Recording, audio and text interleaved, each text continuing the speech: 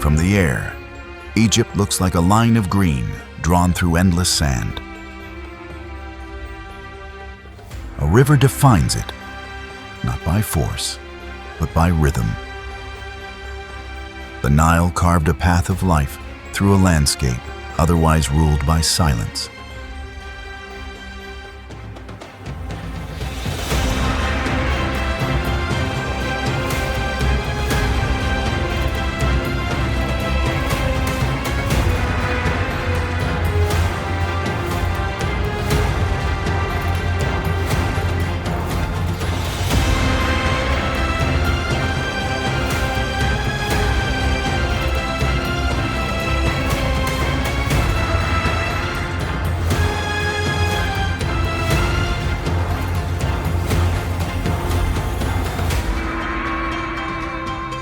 Between two vast deserts stretches a valley only a few kilometers wide.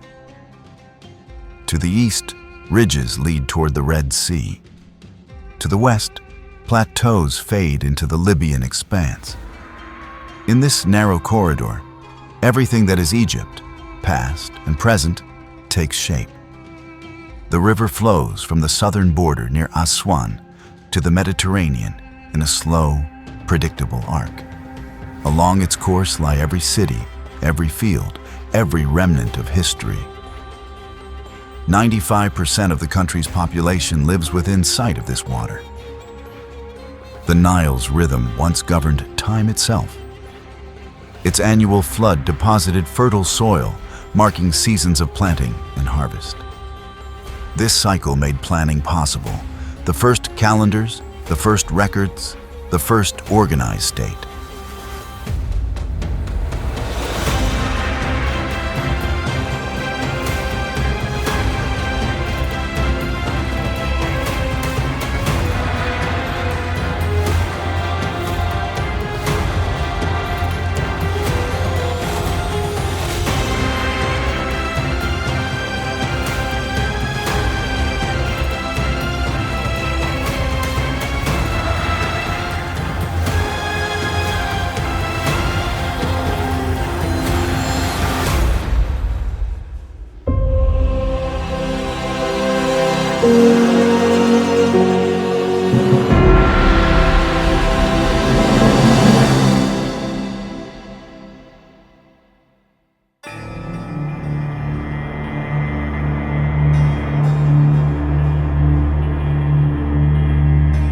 The desert was not a void, but a boundary. It defined the river's importance, protected its settlements, and offered stone, copper, and trade routes toward distant lands. Egypt's stability was born from this balance between isolation and connection. Even today, the geography remains unchanged. The river still decides where people live, where roads run, and where the land turns green. Modern cities, Aswan, Luxor, Cairo, Alexandria, still follow its curve, each shaped by distance and direction from the source.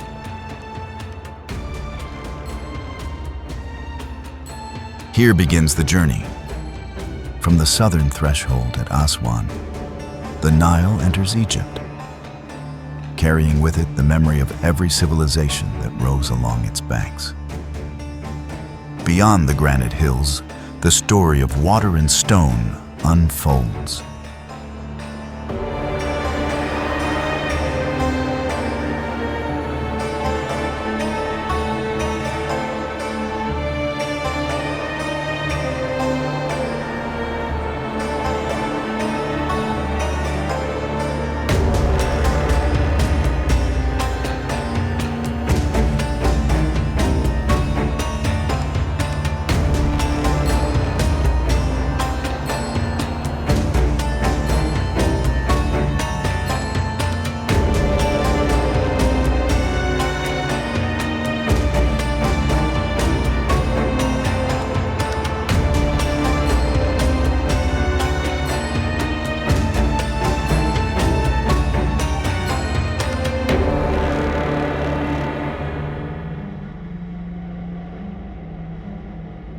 At Egypt's southern edge, the landscape tightens.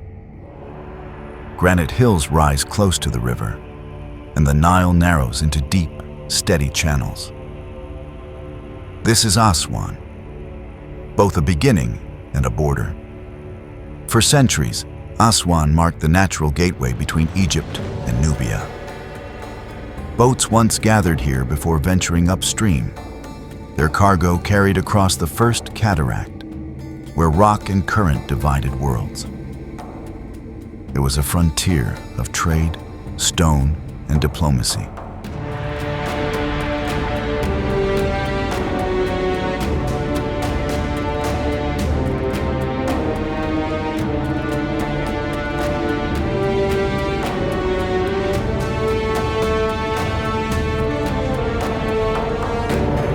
A place where Egypt met Africa. The city grew beside ancient quarries that supplied granite for obelisks, statues, and temples across the kingdom. Much of Egypt's monumental past began here.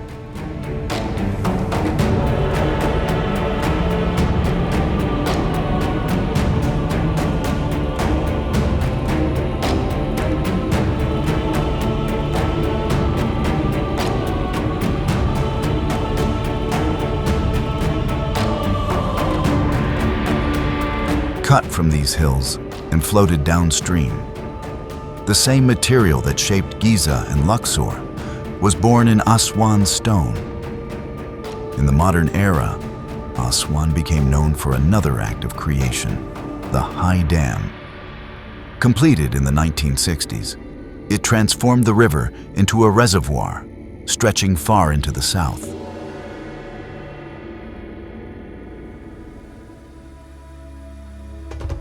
Lake Nasser, one of the largest artificial lakes in the world, changed Egypt's geography once again. The dam brought electricity and control over floods, yet it also submerged villages and temples. Entire communities were relocated, and monuments like Abu Simbel were moved block by block to higher ground, a global effort to preserve the past.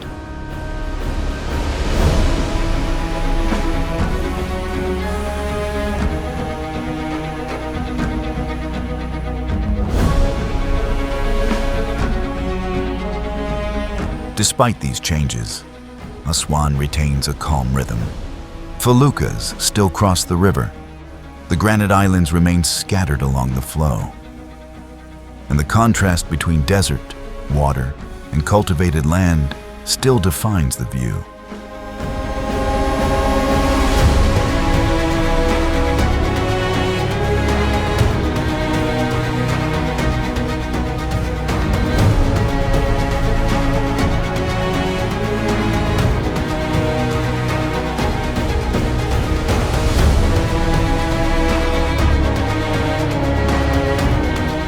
Aswan is more than a southern city. It is a threshold. It marks the meeting of natural forces, of histories layered through stone and water.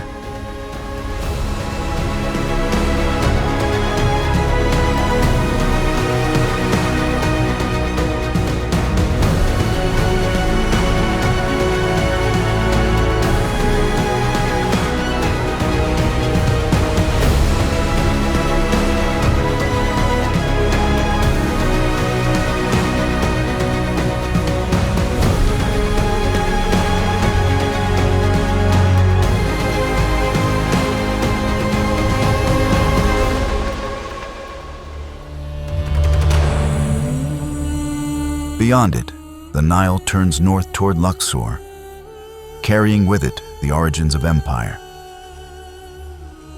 South of Aswan, the desert opens toward the Sudanese border.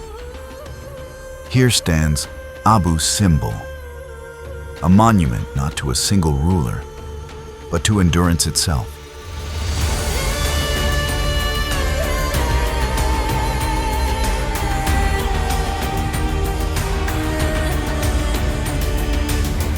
It is both ancient creation and modern rescue, bound by stone and time. The temples were built under Ramses II in the 13th century before the Common Era, Carved directly into the cliffs above the Nile, they marked Egypt's southern reach and proclaimed its power to those who entered from Nubia. One temple honored the king, the other his queen, Nefertari, symbols of divine authority and earthly rule. For centuries, the site lay buried in sand. Then, in the 19th century, explorers uncovered the facades and restored Abu Simbel to the world's imagination. It became a defining image of Egypt's ancient reach into the desert frontier.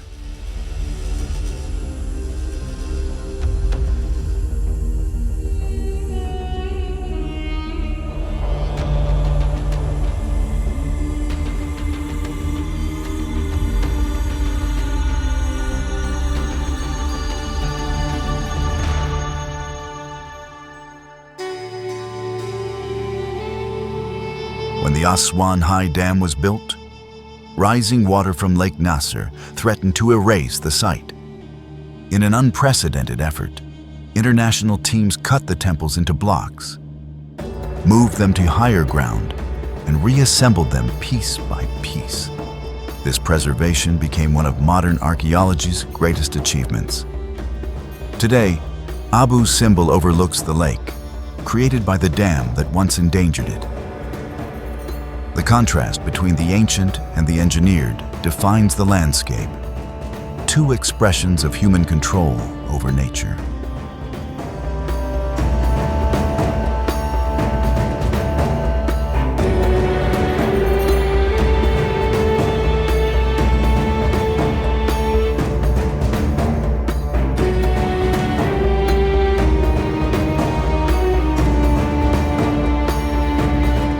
Visitors come by road, air, and river. They see not only the legacy of a pharaoh, but the proof that memory itself can be rebuilt. Each block carries both its original history and the story of its survival.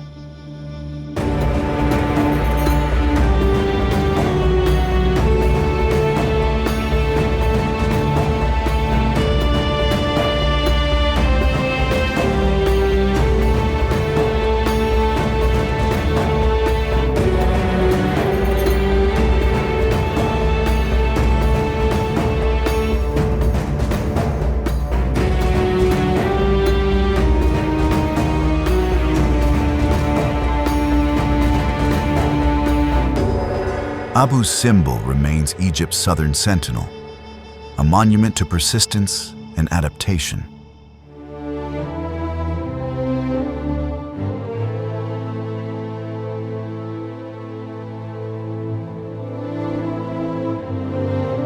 North of Aswan, the Nile widens and bends. Two ancient towns rise along its banks, Kom Ombo and Edfu, places where belief followed the current as faithfully as trade and travel. They stand as quiet witnesses to how religion once organized the river's world. Kom Ombo lies on a curve of the Nile, where travelers once paused between cataracts and farmlands. Its temple was shared by two gods, Sobek, linked to the crocodile and the river's danger, and Horus, guardian of kingship and protection. The dual design symbolized balance, the eternal negotiation between chaos and order.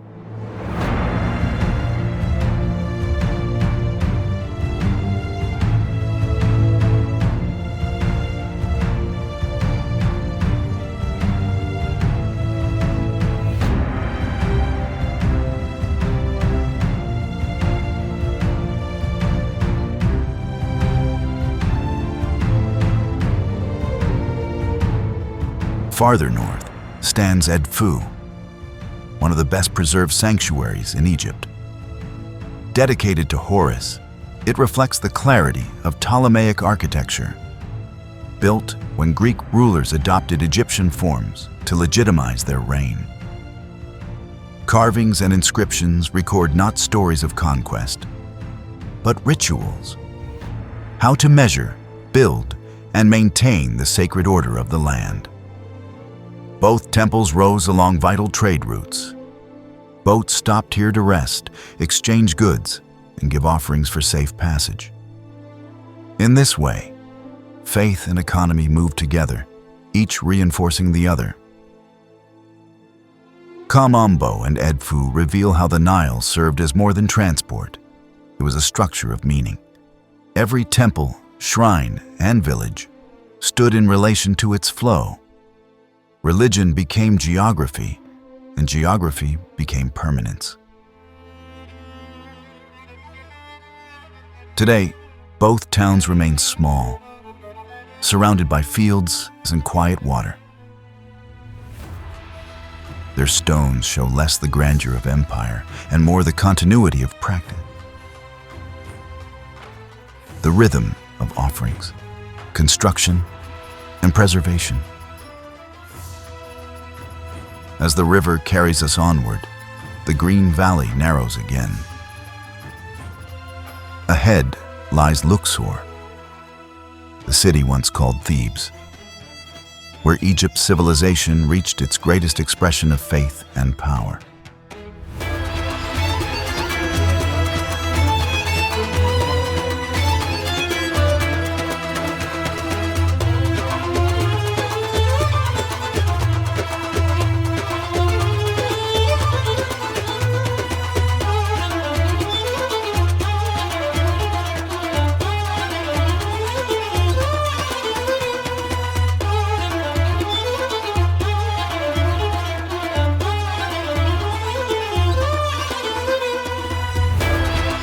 The Nile bends gently through a wide plain. Here stands Luxor, ancient Thebes, once the political and spiritual center of Egypt's new kingdom. Its monuments still trace the outline of a city built to mirror the divine order of the world. On the river's east bank rose the great temples of life. Karnak and Luxor formed a sacred axis, linked by an avenue of sphinxes, marking the path of royal processions that honored the gods and reaffirmed the state's harmony. Each structure was expanded by successive rulers, layer upon layer of devotion turned into stone. Across the river lies the realm of the dead, the Valley of the Kings, the Valley of the Queens, and countless tombs fill the cliffs with silence. Here, rulers prepared their journey beyond death, sealing walls with texts meant to guide them through the underworld.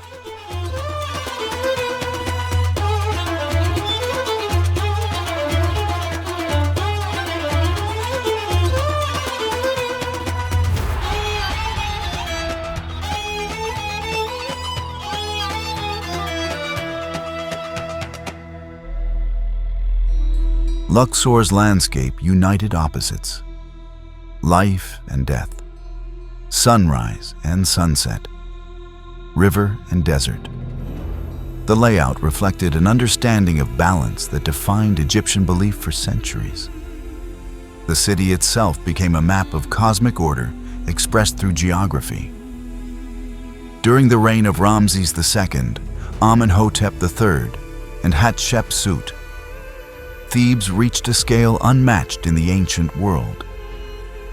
Its wealth came from trade and conquest, its influence from the authority of ritual.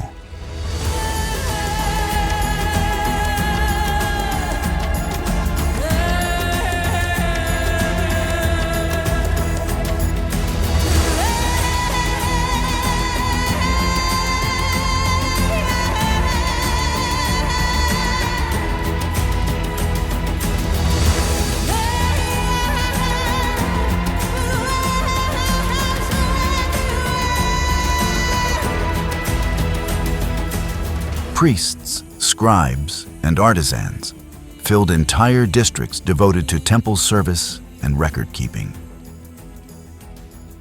Today, Luxor remains an open-air archive.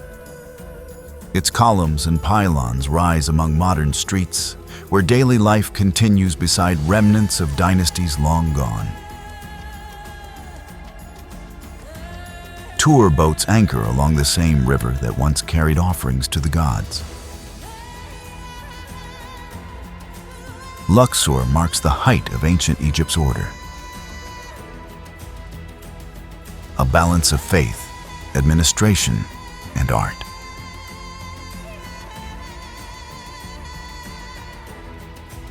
Beyond its plains, the river turns north toward Abydos, another city of worship where Egypt remembered its beginnings. North of Luxor, the valley narrows again. In the distance lies Abydos, a city that once stood at the intersection of faith, kingship, and memory.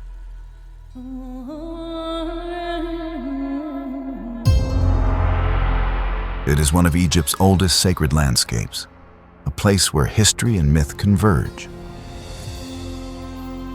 Long before the Great Pyramids, Abydos served as the burial ground of Egypt's first kings.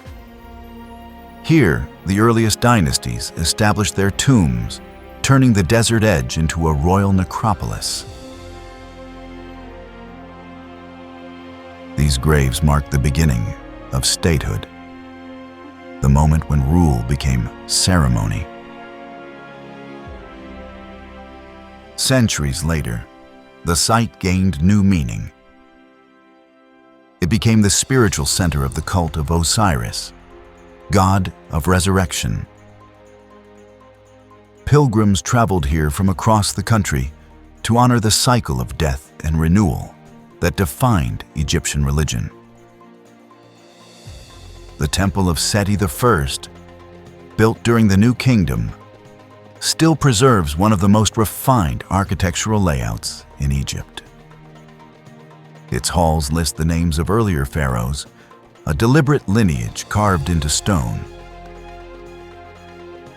Each name affirmed continuity, linking rulers through ancestry and divine favor.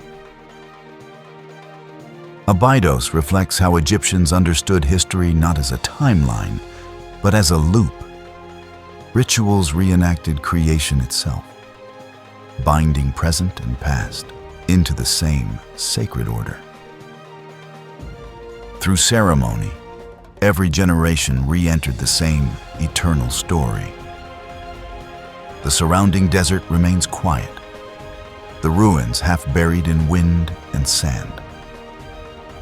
Yet the sense of centrality endures, not through monuments alone, but through the memory of what the site represented. Abydos was both beginning and return. From here, the river carries us further north.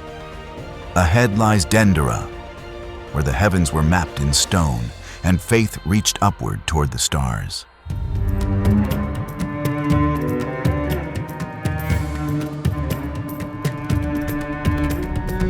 Along the west bank of the Nile, north of Abydos, lies Dendera, a sanctuary dedicated to the goddess Hathor.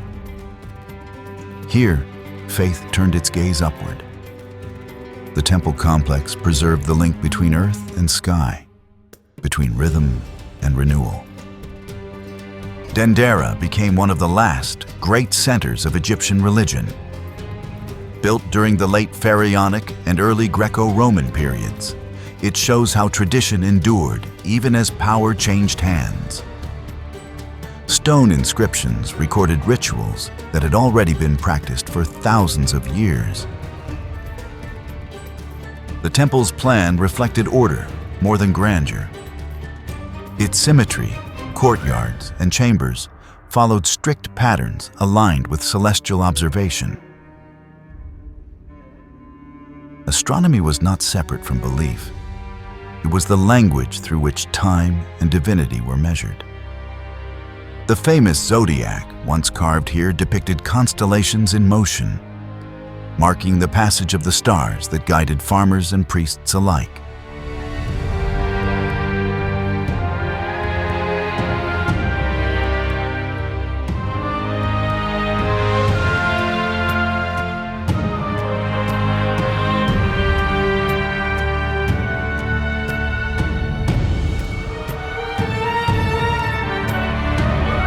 For ancient Egyptians, the heavens were not distant. They were a calendar that governed both ritual and harvest. Hathor, goddess of joy and fertility, symbolized the sustaining power of light.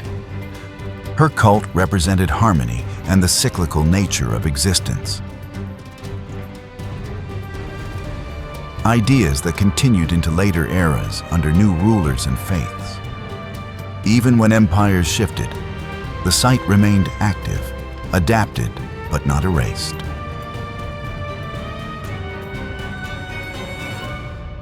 Today, Dendera stands as one of Egypt's most complete temple complexes.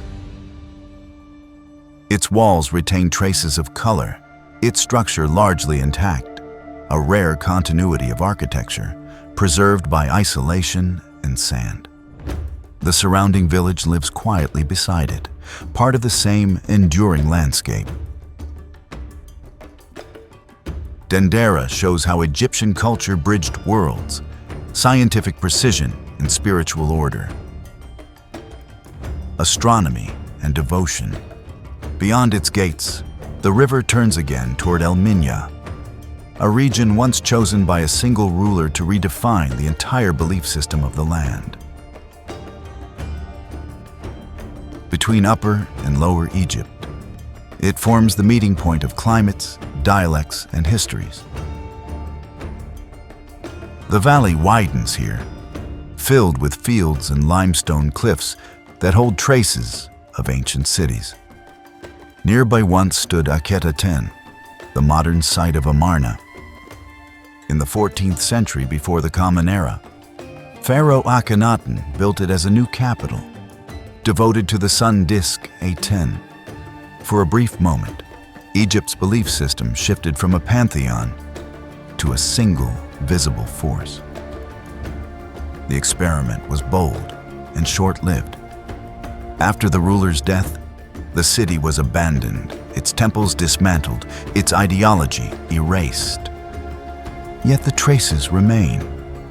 Fragments of streets, reliefs, and boundary stelae that record a different vision of faith.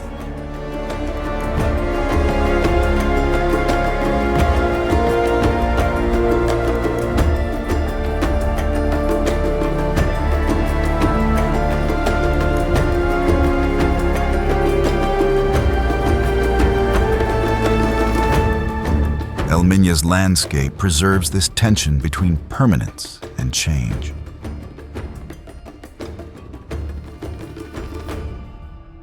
The river continues as it always has, while ruins nearby mark one of the few moments when Egypt attempted to redefine its cosmic order. The balance soon returned, but the idea of reform never fully disappeared.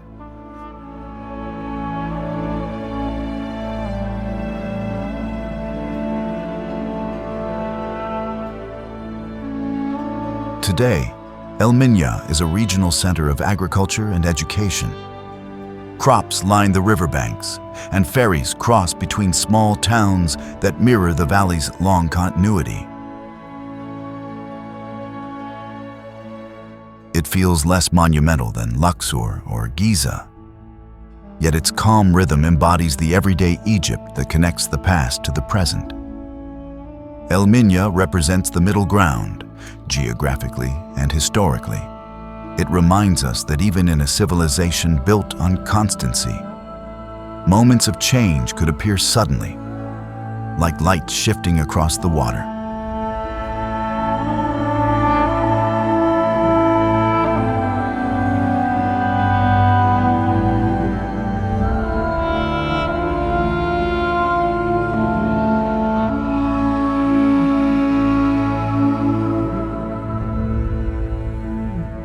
North of the fertile valley, where the desert meets the edge of Cairo, rises Giza, the oldest enduring emblem of Egypt's civilization.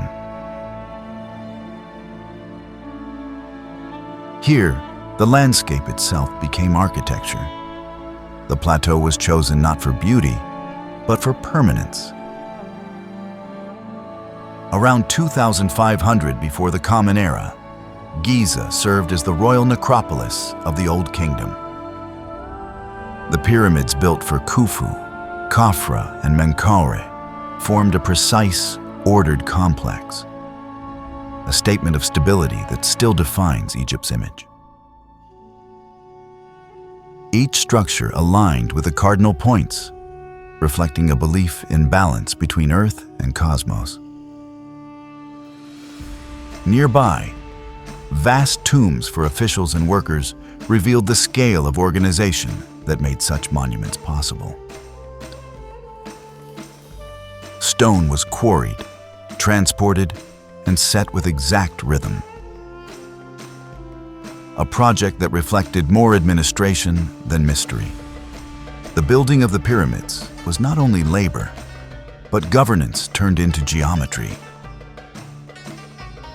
For later generations, Giza became a map of the world's beginnings. It symbolized endurance, the ability to turn natural landscape into eternal form. Even when dynasties changed, the site remained sacred, visited, restored, and studied across ages. Today, Giza stands at the boundary between ancient and modern Egypt. The plateau overlooks Cairo's outer districts, where new roads and housing extend almost to the base of the monuments. It is both history and present, a reminder of how Egypt's timeline never truly separates its layers.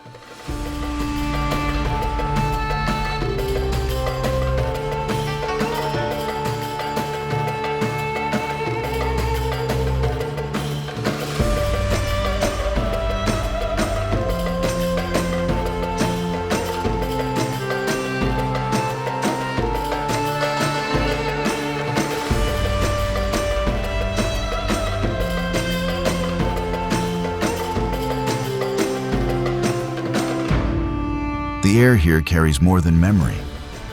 It holds continuity, the same alignment of land, river, and horizon that has guided builders and travelers for 5,000 years.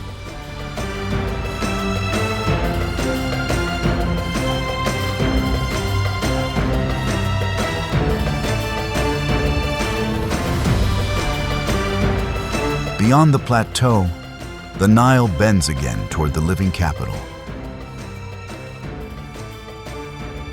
Cairo, where history becomes movement once more.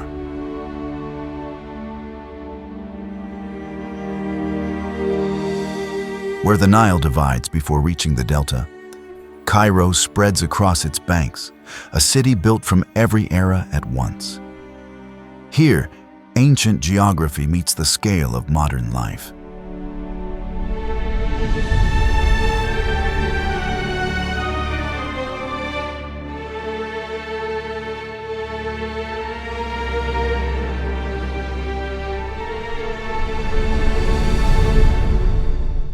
The capital embodies Egypt's continuity in motion. Cairo's roots reach deep into history. Just south of the modern center lie the ruins of Fustat, the first Islamic capital founded in the 7th century.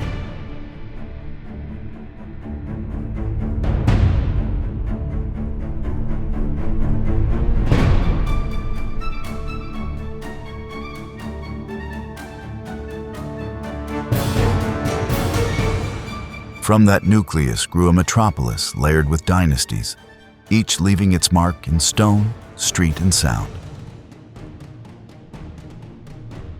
In the heart of the city stands Islamic Cairo, a maze of mosques, madrasas, and markets.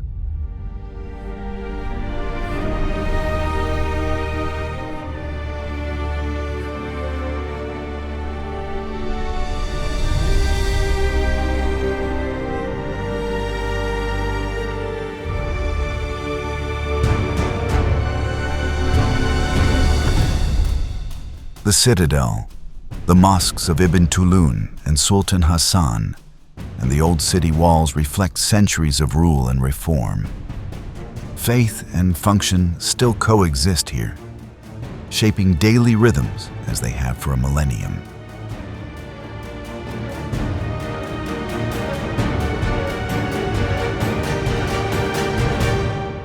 To the west, the city opens into colonial boulevards and modern districts.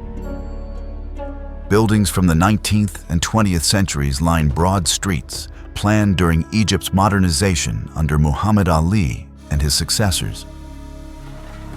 They echo a time when Cairo sought to mirror the great capitals of the world while retaining its own gravity. The Nile remains the axis of the city's structure. Bridges connect its islands, ferries cross between quarters, and the river's edge holds gardens, towers, and ports.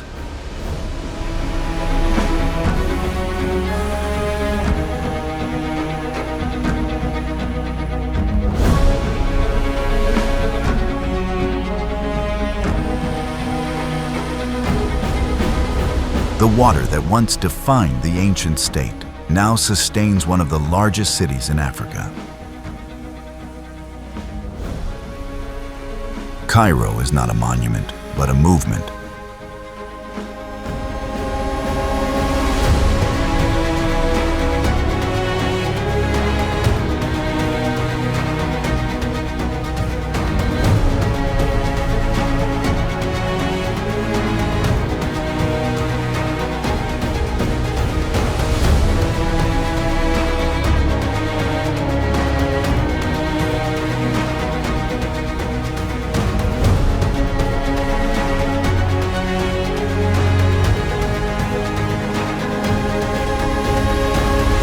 Expanding, reshaping, and absorbing its past as it grows.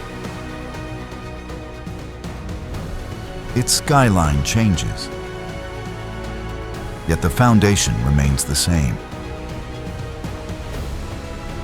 A city organized by a river that refuses to stand still.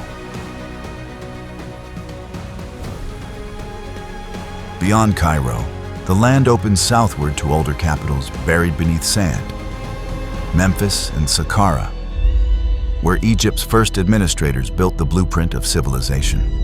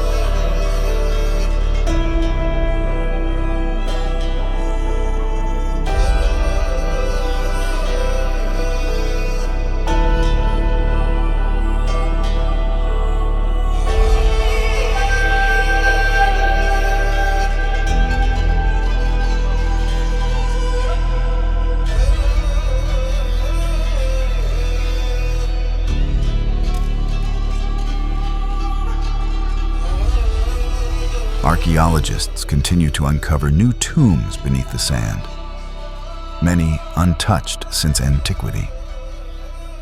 Each discovery adds detail to Egypt's early system of hierarchy and faith, how names, titles, and offerings defined one's place in eternity. The surrounding desert is almost featureless, yet beneath it lies a record of organization more advanced than any of its time. Stone, inscription, and geometry preserved the origins of central power. Here, Egypt learned how to last. From these foundations, the Nile's story continues north. Beyond the plateau lies Alexandria, where the river meets the sea, and Egypt opens once again to the wider world.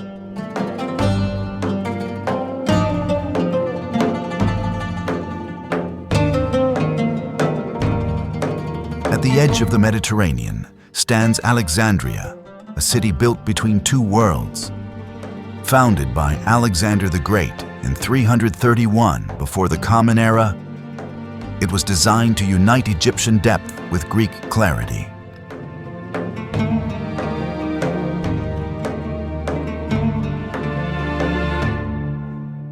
From its beginning, Alexandria looked outward toward trade, science, and the sea. The city became the cultural heart of the Hellenistic age. Its library and museum gathered knowledge from across the known world, turning Alexandria into a crossroads of languages and learning. Here, Egyptian tradition met Greek philosophy, producing scholars, engineers, and astronomers whose work shaped centuries of thought. The Great Lighthouse, one of the ancient wonders, once guided ships into its harbor, a symbol of reason and navigation. Though it long ago disappeared, its legacy remains in the rhythm of the port that still connects Africa, Europe, and the Near East.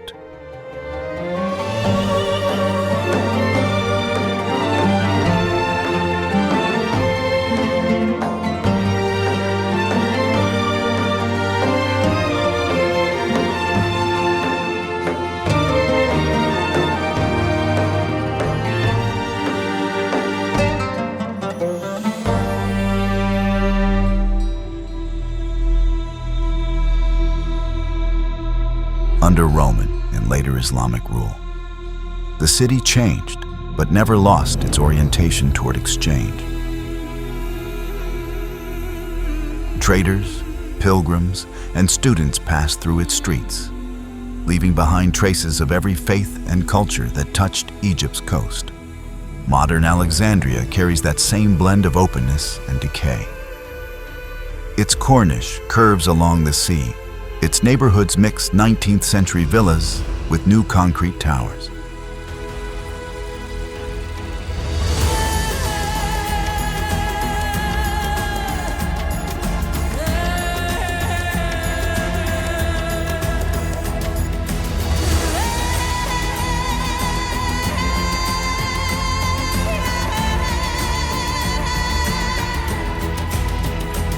Here, history is not a monument. It's a background hum beneath daily life. The Mediterranean defines Alexandria's character. It softens the desert's reach and reminds Egypt of its other identity.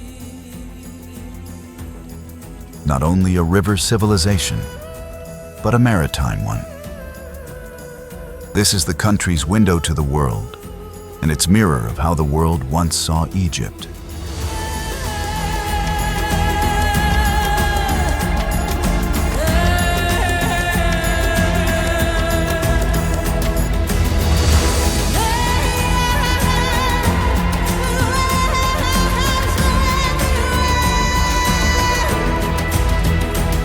Beyond the harbor, the coastline turns east toward Port Said and the Suez Canal, the modern gateway that redefined Egypt's connection to global trade.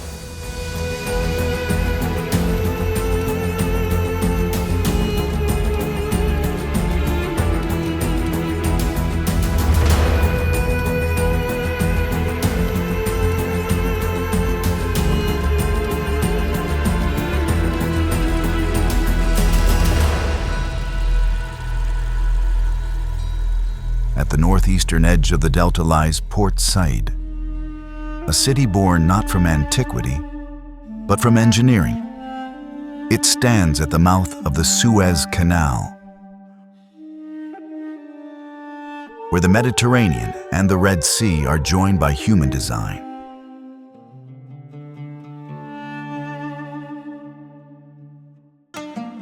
Here, geography gave way to ambition. The canal's construction in the mid-19th century reshaped Egypt's role in the world. Under the guidance of Ferdinand de Lesseps, thousands of workers dug a passage that would shorten global trade routes by thousands of kilometers.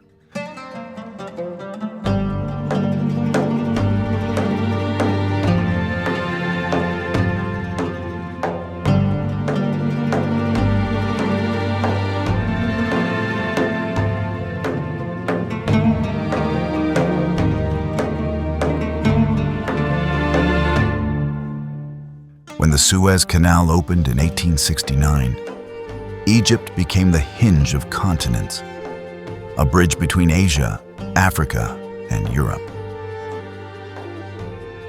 Port Said grew with the canal. It was planned as a service city, a mix of docks, customs offices, and warehouses. Built in the architectural styles of its international workforce. From its start, it reflected a new kind of Egyptian modernity, global, practical, and strategic. The canal brought both opportunity and tension. It became a source of revenue and political leverage, a reason for intervention and independence alike. Control over this narrow waterway often meant influence over entire regions.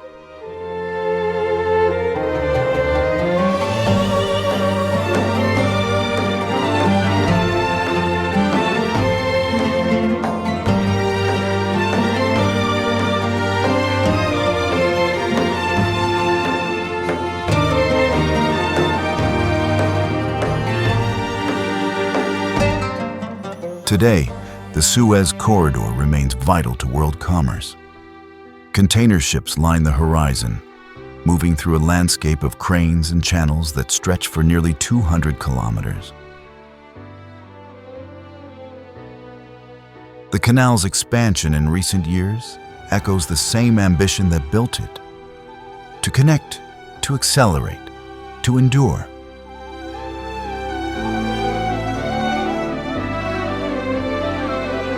Port Said still carries traces of its cosmopolitan past. Balconies with French ironwork, arcades built by Italian craftsmen, and Arabic signage layered over colonial facades. It feels both transitional and permanent, shaped by movement more than memory.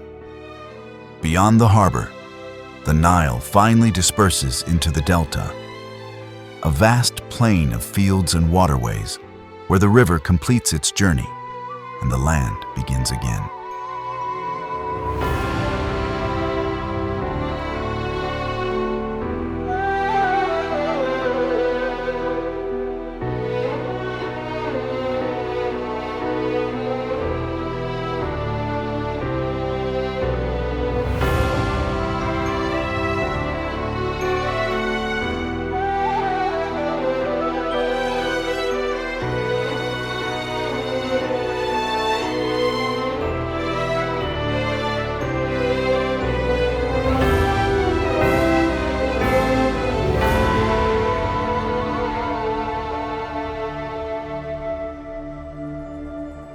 North of Cairo, the Nile breaks apart.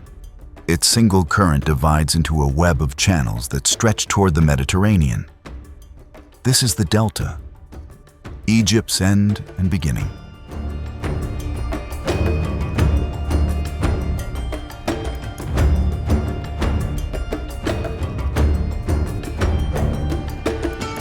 Here the river slows, losing its narrow shape and spreading into open farmland.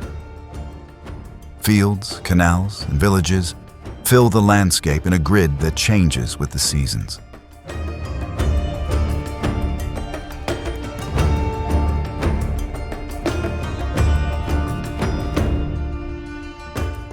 From above, it looks less like a river system than a living pattern, dense, cultivated, and endless.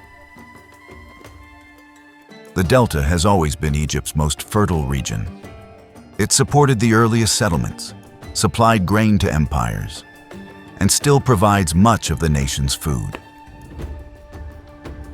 Generations have lived on the same plots, adjusting to shifts in water, soil, and modern irrigation. Cities like Mansoura, Tanta, and Damietta mark the flow's final reach.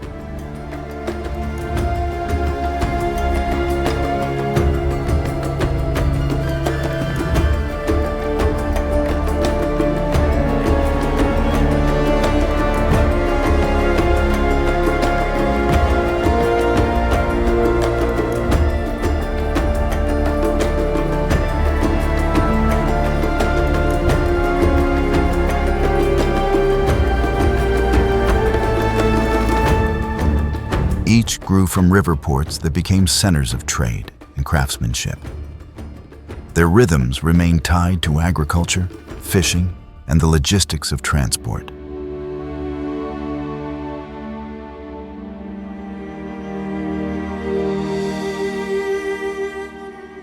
The region is not only a landscape of abundance, but also of challenge.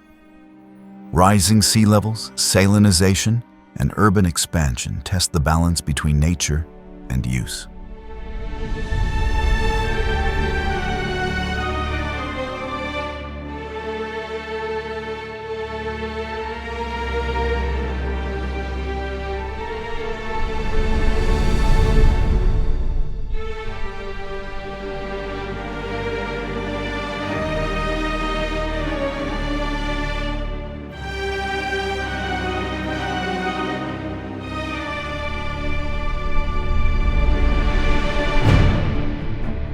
The same water that gives life must now be managed more precisely than ever before. Still, the delta continues to embody continuity. Its network of waterways mirrors the structure of the entire country, ordered by the Nile, adapted through time. Here, Egypt's geography resolves into its essence: renewal through the flow of water and labor.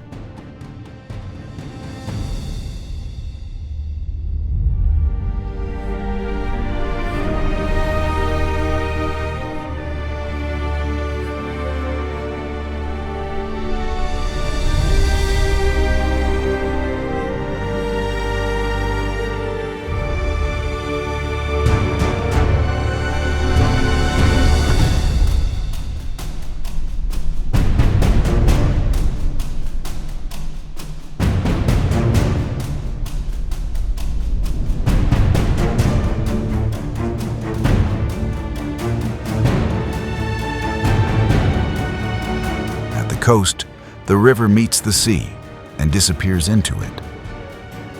Yet nothing in Egypt truly ends here. The current that begins in the far south at Aswan completes its cycle, feeding both the land and the story that never stops moving north.